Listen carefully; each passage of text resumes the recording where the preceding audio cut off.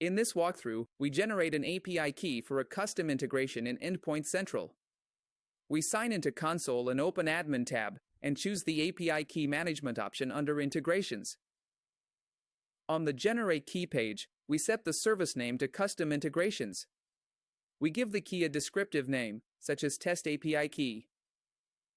Demo on available options. We can scroll through the available scopes here and open the Bulk Actions menu to assign permissions in bulk.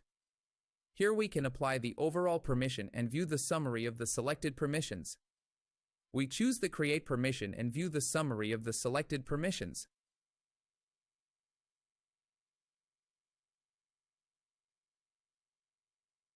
We can use the Search option to find the scopes.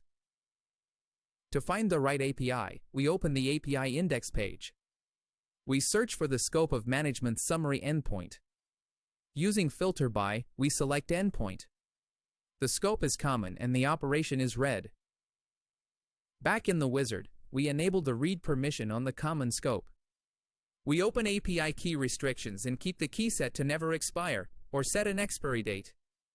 We then review the permission summary as common read. We click Generate Key. A dialog confirms the key was created successfully.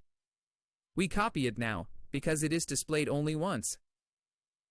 In Postman, we create a GET request to the scope of Management Summary Endpoint.